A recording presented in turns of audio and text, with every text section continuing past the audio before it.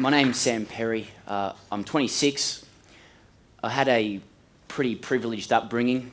You can see I'm a white middle-class bloke. Played a lot of sport at school. Some people at school might have considered me a jock. Some might still consider me a jock. The reason I'm telling you that is because I'm a bit of an embodiment or example of what thousands of young people across Australia have been doing. They've been part of a story of change. They've been part of a story of change through a program called the Australian Indigenous Mentoring Experience, or AIME. Now, some of you might raise an eyebrow or two, or rightly so, that a white fella is standing before you about to describe an Indigenous mentoring program. And from the outset, I just want to say it is a huge privilege for me to be able to do that. But there's also a little bit of method to it as well. There are reasons why someone like me should be describing what's going on here, and I'm going to get back to that a little bit later. I would like to take this moment to acknowledge the traditional owners of the land on which we gather here today, and pay my respects to elders past, present and future. Now, today is all about imagination and creativity and innovation and all that sort of thing, so I'm going to get you guys to do a little bit of imagination. Cast your minds back to 2005, if you can. For me, being a jock that I am, I remember the teams that won the sports premierships that year, but whatever that is for you, make that whatever it is. Now, put yourself at a university if you can. Sydney University if you know it, but if not, just imagine, grass and cafes and all that sort of stuff. In 2005, an 18-year-old Indigenous man called Jack Manning Bancroft was in his first year at university. Now, he kept getting asked the same question. That question was, Jack, why aren't there more people like you, like Indigenous people, at university? And, I feel sorry for the poor bloke. He just wanted to pass his first year exams. But he's answering all these questions about it, and he kept getting it. But he decided, listen, I'm sick of talking about this. I want to act. Now, the way he acted was by getting 25 of his mates, Indigenous and non-Indigenous, and put them in these horrible, hideous yellow T-shirts, but that's what they were. And he walked them down to the nearby high school in Redfern. Now, for some of those students who walked down with him, Redfern's only around the corner from Sydney Uni, for those who know it, but it could have been a world away. It could be a world away for some people in here as well. But there they were, and they matched up with 25 Indigenous high school students in Year 9. Now, I don't know if we can get the slides going here. Do you want to give me a... Yeah. I can catch. Now, you're going to have to go with me here. I've got a bit of a pop culture reference. Now, Jack describes this moment of university students at the door of Alexandria Park Community School with the kids in there sort of a little bit like this, like what you guys got. He describes that as his Degrassi Junior High moment. Now, why he describes it that way, I still don't know, but that's just a bit of an ode to him. That's a homage. How are you, baby? And this is actually what they look like. But any educator will tell you, you recognise that moment of engagement between people, and he saw something that day. About 25 and 25, Indigenous and non-Indigenous, leaning in, smiling, and the body language was great. And he must have been right about something, because he's managed to make it into a not-for-profit. In 2008, these were the regions that AIME was in. 2009, it was there. Last year, we managed to take it national, which was excellent. Now, there is a conspicuous omission there, or something that's missing. That is this city, but we'll talk about that later. And this is where we are this year as well. Now, I know that numbers and growth, they can be misleading. It's not the ultimate measure of success, but this year we are working with 1,000 Indigenous high school kids and 1,000 university students. Last year the numbers were the same. The year before it was in the hundreds. So we're now having multiple thousands of young Indigenous and young non-Indigenous people sticking their hand up to connect and work together in a mentoring relationship, which is an excellent thing. Now, what I'm about to do next is something... I've had my thunder completely stolen as well. I was going to get everybody to stand up also, but all in the same session, so maybe something different. Can everybody just stick their hands up in the air? There's something, I don't know, it's off the top of my head. Okay, now pretend you're in Year 7. Close your eyes, whatever Year 7 is for you as well. For me, maybe a bit more hair. But you're in Year 7 and you're thinking, gee, it's high school, it's going to be hard. Maybe you've got some friends in primary school, so you're going to a little bit more homework and stuff like that. But you can open your eyes again. Now, can everybody put their hands down except for the first 3 rows? If this was you just presume this was a cohort of Indigenous high school kids, only you guys would have finished year 12 out of that cohort. Now, you guys can put your hands down. Can just you 3 there keep your hands up? Sorry. Only you 3 would have gone to university, according to statistics. Now, thanks. In the realm of not-for-profit, statistics are going around all the time. That's the last one I want to give. But we know that there's a problem. So I've set the scene a little bit there. But step into an AIME session with me. I'll do this really quickly. We have kids in Year 9 and kids in Year 10 who are on a bus. They come in from about 7 or 8 different schools. They come into university campus. They meet up with their mentor and they take part in a facilitated workshop that's managed by our Indigenous program manager.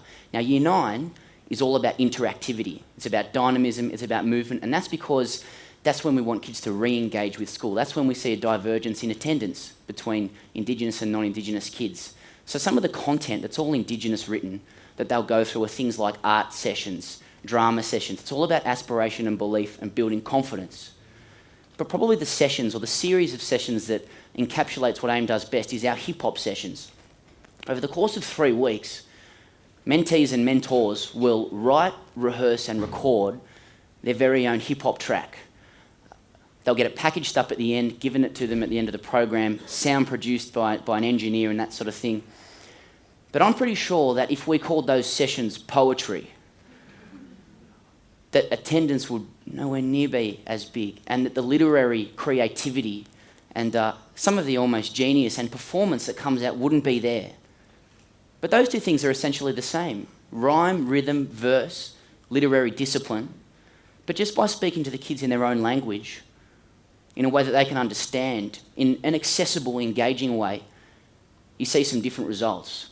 Step with me into Year 10. Year 10 is a little bit more about leadership. The kids are in there. They'll study some local leaders, community leaders, which is important, national and international leaders with universally great messages.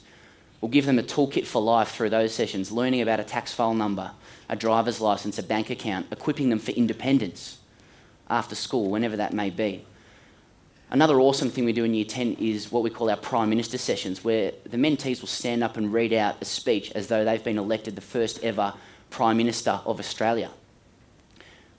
Or for those politically savvy ones, maybe the first President of the Republic of Australia. I'm not sure.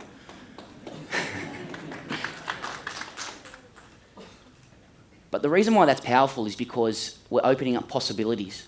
The perception's just a little bit different. Now, AIME is working. Our basic metrics are that kids in our program are completing school at a greater rate than kids that aren't in our program, the Indigenous kids that aren't in the program. But we also realise that a child's educational journey and their success is based on many, many factors. It's not just AIME. There are parents, there are schools, there are teachers, there's community, there's peer networking, there's learning, there's history and context, all that sort of thing. We know that. What AIME tries to do is not be revolutionary, but just be a spark. We've talked about catalysts today.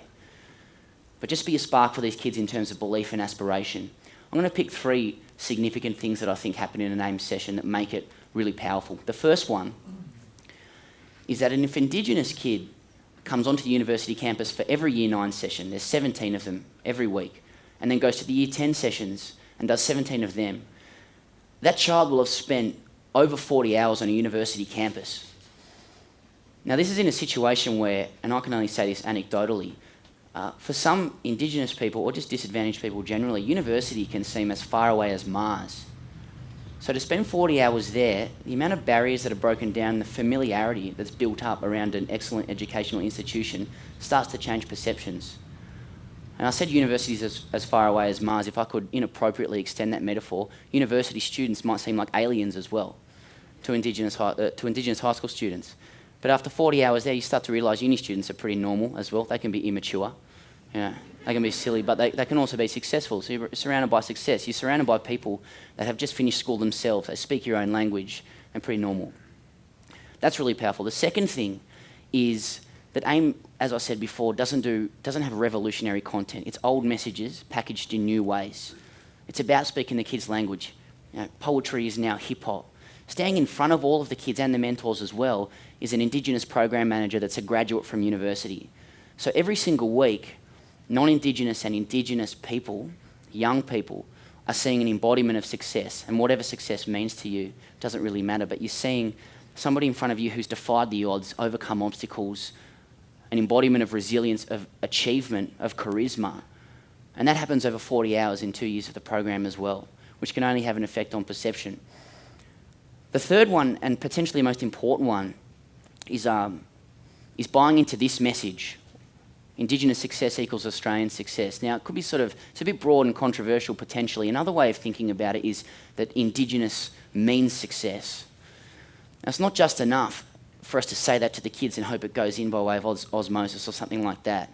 It's just as important that the mentors, non-Indigenous people from all different backgrounds, that they understand that as well. Beyond that, a few years ago, we would have been lucky if a teacher would take their kids to the sessions and maybe buy into that as well. But now we have comm strategies so that principals are well engaged with the program, that Indigenous parents are buying into that message as well, and that there are touch points, even more importantly, I would argue, for non-Indigenous parents and for non-Indigenous kids as well, through things like assemblies and cultural events and stuff like that. Just starting to change perceptions of what's possible.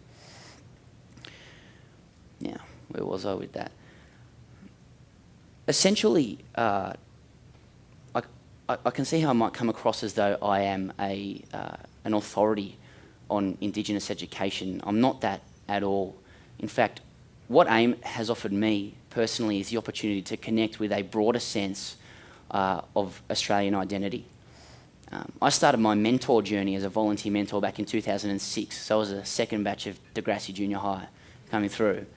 But the reason I did that was because I could sit in a government class and argue about Indigenous policy or Indigenous affairs with some of my jock friends from the leafy suburbs of Sydney. But the elephant in the room for us was that, to be honest, we'd actually never properly engaged with Indigenous people before. Some people in the class had never met an Indigenous person before. Now that gave me an opportunity to connect with my Australian identity a little bit. So through AIME I had a chance to properly connect, and that's a journey that's still going for me. If you want to be a mentor in the AIME program, you need to understand, as I did when I did it in 2006, that it's a reciprocal relationship. This isn't a relationship that's about paternalism and heroism and getting an Indigenous kid and going, I'm going to save your life and teach you how to read and write and be successful. In fact, as a university student, you're the one who is receiving and learning. Having said that, the opportunity that AIME has had to make change has only been possible through the fight and conviction and hard work of Indigenous communities in past years, decades and centuries. In particular, the elders of Indigenous communities have absolutely been responsible for giving AIME the platform to make the change that it's making. Now I'm going to wrap up sort of fairly quickly here, but if there's anything I'd like you guys to take away from this talk is that there are now thousands of young people who are deciding to put their hands up, both Indigenous and non-Indigenous, to connect and walk together. Today we've talked about catalysts. These young people are connecting with respect, humility, and curiosity, which is another word that came in today. At AIME we genuinely believe that every mentor-mentee relationship can represent a little bit of a microcosm of how Australia could be. But more importantly, it's the way Australia is becoming now, because this is happening across the East Coast, and this solution is very applicable both nationally, but we also believe internationally as well. So thanks for listening to that story.